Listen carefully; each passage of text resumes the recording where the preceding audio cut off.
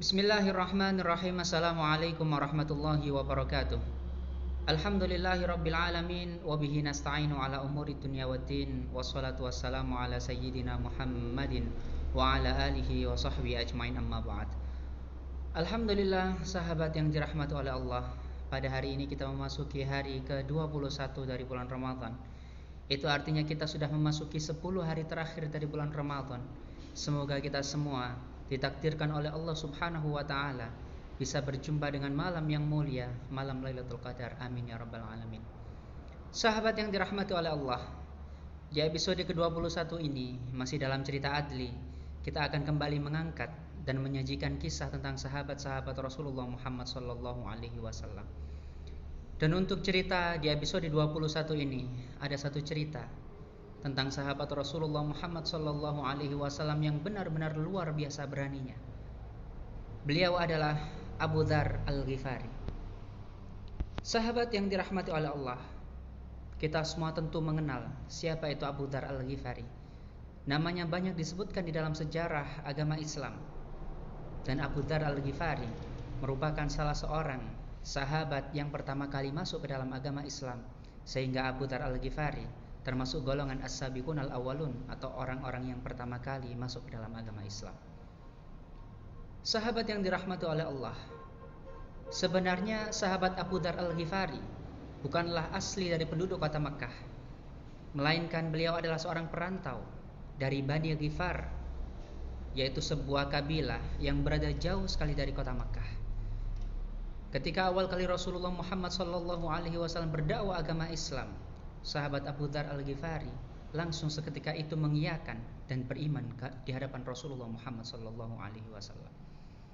Kemudian Rasulullah Muhammad SAW bertanya kepada Abu Dzar Al-Ghifari tentang siapa nama dirinya. Kemudian Abu Dzar Al-Ghifari menjawab bahwa dirinya adalah Abu Dzar Al-Ghifari yang berasal dari Ghifar. Mendengar nama Ghifar, Rasulullah Muhammad SAW tersenyum, karena Rasulullah Muhammad SAW tahu bahwa kabilah Ghifar atau Bani Ghifar adalah kabilah yang terkenal pekerjaannya adalah sebagai perampok yang merampok pedagang-pedagang kota Mekah yang berangkat menuju kota-kota yang lainnya. Kemudian Rasulullah Muhammad SAW berkata kepada Abu Dzar Al-Ghifari untuk menyembunyikan identitas keislamannya di hadapan penduduk kota Mekah. Mengapa demikian? Karena Rasulullah Muhammad SAW begitu khawatir Abu Dzar Al-Ghifari adalah seorang perantau. Jika orang kafir Quraisy mengetahui jika Abu Dzar memeluk agama Islam, niscaya orang kafir Quraisy akan dengan mudah menyiksa dan menganiaya Abu Dzar Al-Ghifari. Tapi bukan namanya Abu Dzar jika ia takut dengan ancaman tersebut. Karena Abu Dzar Al-Ghifari berasal dari Bani Ghifar yang terkenal akan keberaniannya, yang terkenal akan keberanian dalam merampoknya. Maka itu membuat Abu Dzar Al-Ghifari begitu berani, sehingga pada akhirnya ketika berada di Masjidil Haram, Abu Dzar Al-Ghifari berteriak dengan lantang mengucapkan syahadat, asyhadu an la ilaha illallah wa asyhadu anna Muhammadar Rasulullah. Seketika itu pula orang kafir Quraisy segera mengepung Abu Dzar Al-Ghifari dan menyiksa Abu Dzar Al-Ghifari. Tapi Abu Dzar Al-Ghifari tidak takut. Ia tetap dengan lantang mengatakan bahwa dirinya akan selalu berpegang teguh pada agama Islam dan beriman kepada Rasulullah Muhammad SAW. Kemudian di lain waktu, pada saat itu ada dua wanita dari kaum kafir Quraisy yang sedang menyembah berhala yang berada di sekitar Ka'bah. Dan melihat hal itu, Abu Dzar Al-Ghifari kembali marah. Kemudian Abu Dzar Al-Ghifari mencaci maki berhala yang disembah oleh perempuan tersebut. Pada akhirnya orang kafir Quraisy kembali berkumpul, kembali mengepung dan menyiksa serta menganiaya Abu Dzar Al-Ghifari. Kemudian datanglah paman Rasulullah Muhammad SAW. Paman Rasulullah Muhammad SAW berkata kepada orang kafir Quraisy, wahai orang kafir Quraisy, tahukah kalian sesungguhnya orang ini berasal dari Bani Ghifar, di mana Bani Ghifar adalah golongan orang-orang yang sering merampok pedagang-pedagang dari kota Makkah. Pada saat itu, orang kafir Quraisy merasa ketakutan dan mereka tidak lagi berani untuk menyiksa Abu Dzar Al-Ghifari. Kemudian Rasulullah Muhammad SAW berkata kepada Abu Dzar Al-Ghifari, wahai Abu Dzar, sekarang tugasmu adalah berdakwah kepada kaummu.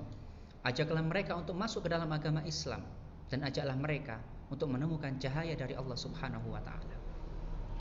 Abu Dzar Al-Ghifari meskipun berani luar biasa, ia begitu nurut kepada Rasulullah Muhammad sallallahu alaihi wasallam. Segala perintah yang diucapkan oleh Rasulullah Muhammad sallallahu alaihi wasallam maka dengan mudah akan dilaksanakan oleh Abu Dzar Al-Ghifari. Maka Abu Dzar Al-Ghifari pun berangkat pulang menuju kabilah Ghifar untuk berdakwah agama Islam. Dan di sana ternyata banyak sekali dari Bani Ghifar yang kemudian memeluk agama Islam dan mengikuti jejak Abu Dzar Al-Ghifari untuk beriman kepada Rasulullah Muhammad sallallahu alaihi wasallam.